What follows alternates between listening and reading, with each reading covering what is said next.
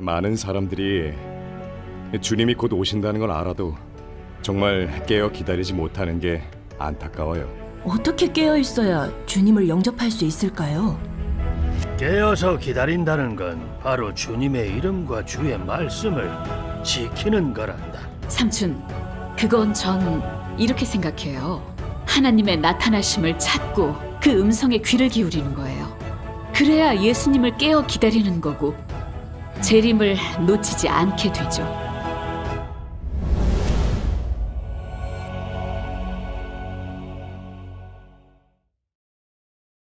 세월이 정말 빠르네요. 그래, 벌써 20년도 더 됐어요. 이젠 우리도 주님 위에 사역하고 있잖아요. 소망이 정말 이루어졌어요. 주님의 은혜지. 여기서 아름다운 추억들이 참 많았죠. 네 아버지가 일찍 가시면서 나보고 널 주의 종으로 훌륭하게 키워달라고 신신당부했었는데 지금 이렇게 너희가 사역하고 목회하는 걸 보니 내가 아주 기쁘구나. 하나님 은혜죠. 은혜죠. 후은아, 예. 너 요즘 어떤 거 설교하니? 뭐예요? 요즘은 깨어 기다리며 주님을 영접하는 것에 관해서 하고 있어요. 그거야말로 정말 중요하지. 예. 예수님의 복음이 이미 땅끝까지 다 전파됐다. 지금 징조들을 봤을 때 주님 오실 날이 되긴 됐어. 맞아요. 지금이야말로 정말 깨어 있을 때지. 예. 주님이 언제 데리러 오실지 모르니 항상 깨어 기다려야 돼. 네. 보니까 내가 살아서 주님의 재림을 볼 수 있을지도 모르겠구나. 맞아요. 나도 늙었구나. 주님이 오시길 얼마나 바랬는지 모른단다. 근데 많은 사람들이 주님이 곧 오신다는 걸 알아도 정말 깨어 기다리지 못하는 게 안타까워요. 맞아요. 이럴 때일수록 더 그래야 하는데 말이죠. 저도 요즘 어떻게 기다려야 정말 주님의 뜻에 맞는 건지 깨어 있으라는 게 뭔지 자주 생각해봐요. 가음아, 그 얘기 잘 꺼냈구나. 아니에요. 훈아, 너 네가 어떻게 생각하니? 전 늘 기도하고 성경 보고 열심히 사역하고 항상 절제하는 걸 말한다고 생각해요. 성경에서 말씀한 것처럼 자녀들아, 이제 그 안에 거하라. 이는 주께서 나타나신 바 되면 그의 강림하실 때에 우리로 담대함을 얻어 그 앞에서 부끄럽지 않게 하려 함이라. 매일 근신하면서 자신을 지켜야만 부끄럽지 않게 주님을 마주할 수 있어요. 그렇죠. 요즘 우리 교회에서는 매일 24시간 번갈아 가면서 깨어 기도하고 있고 파수꾼도 세웠어요. 이렇게 깨어 기다려야 주님이 오실 때 버림받지 않죠.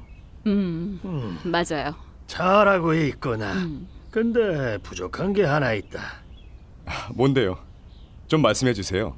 뭐예요? 그래. 깨어서 기다린다는 건 바로 주님의 이름과 주의 말씀을 지키는 거란다. 왜냐하면 말세에 위험한 날이 임할 거고 사람들이 주님보다 세상을 더 사랑하고 이단들도 많이 나타나기 때문이지. 네. 마태복음에 그때에 사람이 너희에게 말하되 보라 그리스도가 여기 있다 혹 저기 있다 하여도 믿지 말라. 거짓 그리스도들과 거짓 선지자들이 일어나 큰 표적과 기사를 보이어 할 수만 있으면 택하신 자들도 미혹하게 하리라고 했는데 말씀하신 것처럼 주님이 깨어 있으라고 하신 건 주께서 구름 타고 오셔서 우릴 데려가기 전에 이단을 경계하라는 거란다. 그래서 누가 주님이 오셨다고 하면 함부로 들어서도 안 되고 믿어도 안 된다. 반드시 주의 이름과 주의 도를 지켜야 된다. 안 그럼 어떻게 천국에 들림 받겠니? 그렇죠. 삼촌, 근데 전 좀 다른 생각인데요. 어? 그게 뭔데? 말세에 거짓 그리스도가 나타나긴 하지만 거짓 그리스도가 나타날 때가 바로 주님이 오실 때잖아요. 방금 말씀하신 것처럼 주님이 오셨다는 소식을 무조건 듣지도 않고 믿지도 않으면 그럼 정말로 오셨을 때 어떻게 영접할 수 있겠어요? 제 생각엔 주님의 말씀은 우리 보고 분별이 있어서 거짓 그리스도한테 미혹되지 말고 깨어서 주를 영접하라는 뜻인 것 같은데 주께서 그러셨잖아요. 밤중에 소리가 나되 보라 신랑이로다 맞으러 나오라. 말세 마지막에 누군가 신랑이 오셨다고 외치면 그러니까 누군가 주님이 오셨다고 하면 슬기로운 처녀처럼 주님의 음성에 귀를 기울여야 한다고 생각해요. 그래야 깨어 기다리는 거고 주의 재림을 영접할 수 있죠. 맞구나. 듣고 보니 네 말이 맞네. 너무 은혜가 된다. 주님께 감사하죠. 할아버지, 소명아. 할아버지, 조자매님이 오셨어요. 그럼 들어가야지. 네. 자매님, 먼 걸음 하셨는데 무슨 중요한 일이라도 있으세요? 목사님, 며칠 전에 동방번개 전도자 2명이 채자매님 집에 와서 주님이 오셨다고 했어요. 예? 주님이 오셔요? 네, 뭐 많은 진리를 발표하시고 말세 심판 사역을 하셨다고. 교제하는 게 아주 실제적이고 전능하신 하느님 말씀도 읽어줬는데 들어보니까 아주 좋더라고요. 근데 목사님이 주님이 오셨다고 하는 건 다 가짜라고 대접하면 안 된다고 하셔서 그 사람들 쫓아냈죠. 근데 좀 지나친 것 같아서 목사님께 다시 좀 여쭤보려고 이렇게 왔어요. 이럴 때 어떻게 해야 주님 뜻에 맞는지 모르겠어요. 잘하셨네요. 그 자매님이 잘못한 게 없는 것 같네요. 구름 타고 오신 예수님이 아니면 다 거짓 그리스도니까. 이런 일이 생겼을 때는 더 기도하고 깨어 있어야 돼요. 맞아요. 삼촌, 쫓아내는 게 맞아요? 뭐가 안 맞는데? 그 사람들 한 말이 빛 비춤과 성령의 역사가 있고 하나님께로부터 온 거면 자세히 구하고 알아봐야 되는 거잖아요. 맹목적으로 그 사람들을 쫓아내는 건 전 좀 아닌 것 같은데. 틀릴 거 하나도 없다. 계시록에 안 그랬니? 구름을 타고 오시고 각인의 눈이 그를 본다고. 주님은 구름 타고 오실 거란다. 근데 우린 아직 이런 걸 보지도 못했는데 주님이 오셨을 리 있겠니? 맞아, 가음아. 삼촌, 이건 큰일이에요. 우리가 성경 한 구절로 이렇게 쉽게 단정 지으면 너무 함부로 판단하는 게 아닐까요? 유대 바리새인들을 보면 그 사람들도 메시아를 간절히 기다렸고 메시아에 관한 예언도 잘 알고 있었어요. 근데 예수님이 사역하셨을 땐 자기 상상과는 다르니까 예수님이 메시아가 아니라고 부인했었고 게다가 십자가에 못 박기까지 했어요. 그래서 하나님을 대적한 죄인이 돼서 하나님께 저주받았잖아요. 삼촌, 주님이 오시길 기다리면서 신중하게 대해야지. 안 그럼 하나님을 노엽히게 돼요. 동방 번개가 정말 하나님의 역사가 맞고 주님의 재림이 맞는지 아직은 잘 모르잖아요. 동방 번개 사람들이 주께서 오셨다고 전할 때 우리가 직접 알아보고 나서 그때 판단해도 안 늦어요. 안 그래요? 그렇네요. 가음아, 네 말도 일리는 있어. 근데 성경에 분명히 구름 타고 오신다고 예언한 건 또 어떻게 해석할래?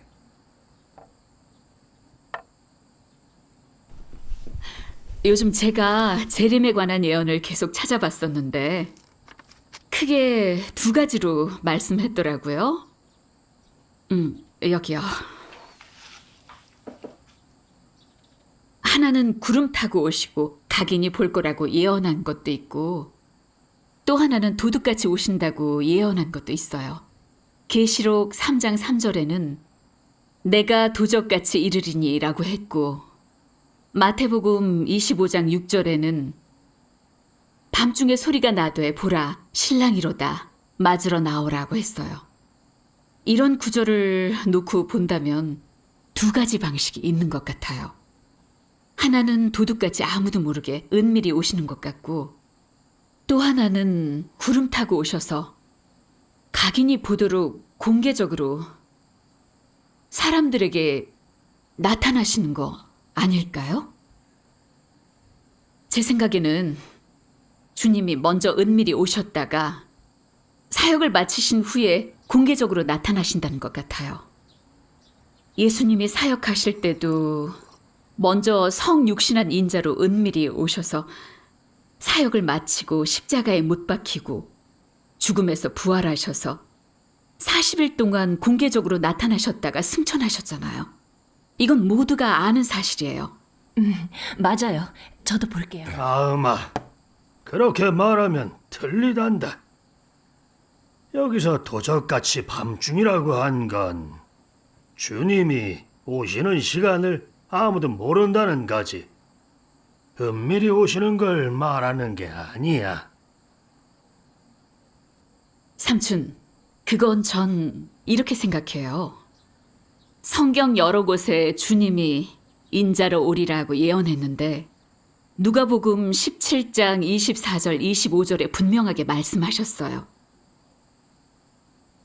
번개가 하늘 아래 이편에서 번듯하여 하늘 아래 저편까지 비춤같이 인자도 자기 날에 그러하리라. 그러나 그가 먼저 많은 고난을 받으며 이 세대에게 버림바 되어야 할지니라.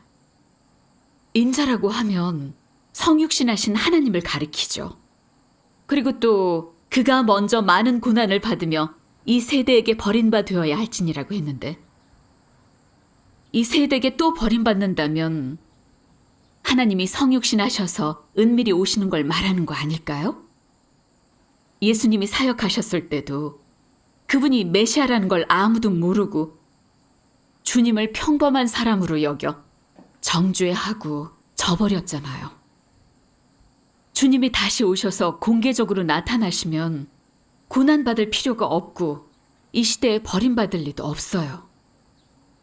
그래서 저는 도적가치와 밤중은 주님이 오시는 정확한 시간만 아무도 모른다는 게 아니라 성육신하신 인자로 은밀히 강림하시는 걸 말하는 것 같아요. 맞아요. 자매님 얘기 들어보니까 정말 그런 것 같네요.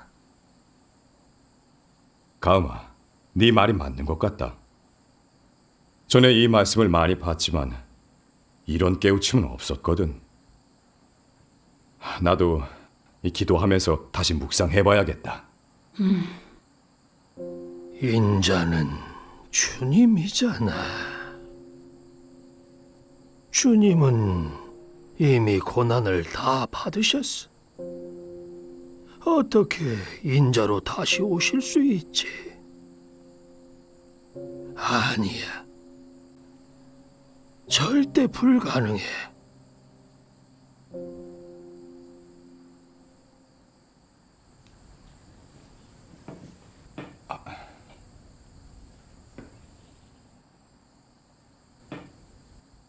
자매님, 드세요. 네. 잔 짜.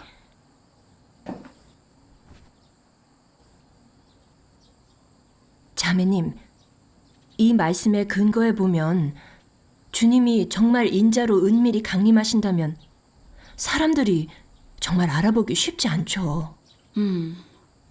제 생각에도 주님이 인자로 다시 오신다면 예수님이 그 당시 사역하셨을 때처럼 교계에 버림받고 정죄당하고 대적당할 것 같아요. 정말 그렇다면 깨어 기다리면서 더 신중하게 대해야 되죠. 주님이 오셨다고 전하고 또 그 전하는 도가 교계에 정죄받고 버림받는다면 더 자세히 알아봐야 돼요.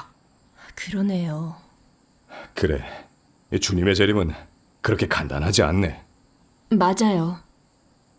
주님이 정말 인자로 은밀히 다시 오신다면 어떻게 깨어 있어야 주님을 영접할 수 있을까요? 그러게요. 저도 잘 모르겠어요. 근데 재림에 관한 일은 절대로 소홀히 하면 안 돼요. 특히 주님이 오신 것과 음성을 바라시는 걸 증거하는 거면 더 세심하게 알아봐야 돼요. 기도하고 구하면서 정말 주님의 음성인지 들어도 보고 주님의 재림이 확실하면 빨리 받아들여야죠. 계시록에 그랬잖아요. 볼지어다 내가 문 밖에 서서 두드리노니 누구든지 내 음성을 듣고 문을 열면 내가 그에게로 들어가 그로 더불어 먹고 그는 나로 더불어 먹으리라.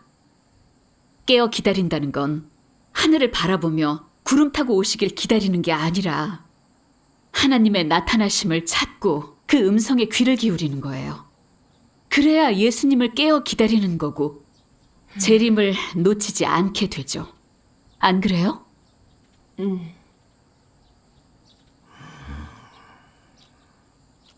내가 왜 저 말씀을 몰랐지? 밖에서 문을 두드린다.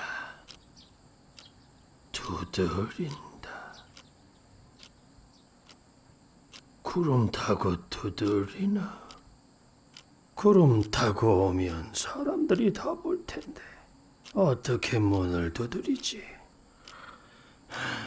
정말 잘 모르겠다.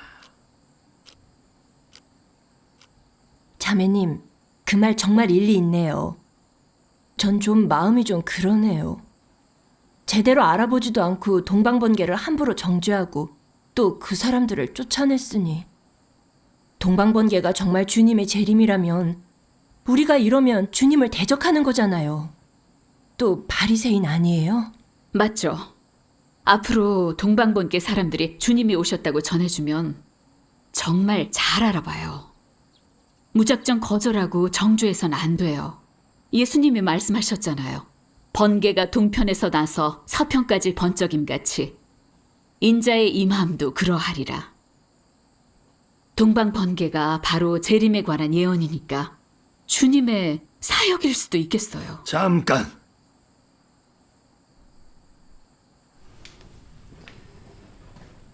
주님이 이미 말씀하셨지.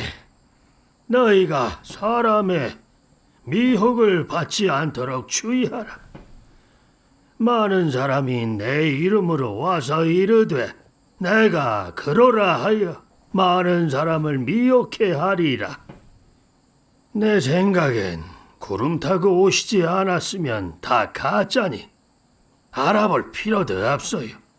깨어 기도 많이 하고 성경도 많이 보면서 주님이 구름 타고 와서 데려가시길 기다리면 됩니다. 맞아요. 말세가 되면 거짓 그리스도가 나타난다고 했는데 제 생각엔 그 사람들한테 미혹되지 않도록 신중하는 게 좋겠네요. 근데 우리가 구름 타고 오시는 것만 지키고 주님이 오셨다고 하는 걸 다 가짜라고 정죄하면 재림을 놓치기 쉽지 않겠어요? 재림에 대해서 너무 복잡하게 보는데 그런 게 아니에요. 성경에 주님이 가신 그대로 오신다고 했잖아요. 주님이 구름 타고 가셨으니까 틀림없이 구름 타고 오실 거예요. 이게 얼마나 간단합니까? 우리가 성경에 있는 그대로만 믿으면 주님은 버리지 않으실 겁니다. 삼촌, 오랫동안 믿으면서 주님이 데려가시길 바랐잖아요. 그래요. 주님이 오셨다고 전하는 걸 다 거짓 그리스도라고 정죄하면 인자 되신 그리스도까지 정죄하게 되지 않을까요? 그 결과는 정말 무서운 거예요. 맞아요. 주님이 오셨다고 전해줄 때 구하지도 않고 알아보지도 않고 어떻게 주님의 음성을 들을 수 있겠어요? 사람을 만들 때부터 슬기로운 처녀는 사람의 영이 있었고 하나님의 음성을 들을 줄 알았어요. 하나님 나를 사랑하시네. 분터에서 일으켜 말씀으로 심판해.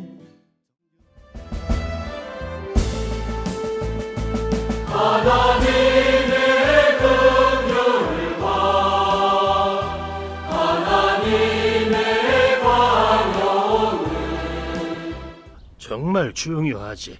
예. 예수님의 복음이 이미 땅끝까지 다 전파됐다.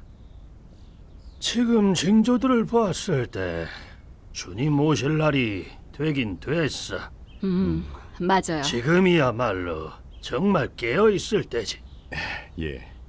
주님이 언제 데리러 오실지 모르니 항상 깨어 기다려야 돼. 네. 보니까 내가 살아서 주님의 재림을 볼 수 널 주의 종으로 훌륭하게 키워달라고 신신당부했었는데 지금 이렇게 너희가 사역하고 목회하는 걸 보니 내가 아주 기쁘구나. 하나님 은혜죠. 은혜죠. 아, 후은아, 예. 너 요즘 어떤 거 설교하니? 뭐예요? 요즘은 깨어 기다리며 주님을 영접하는 것에 관해서 하고 있어요. 그거야말로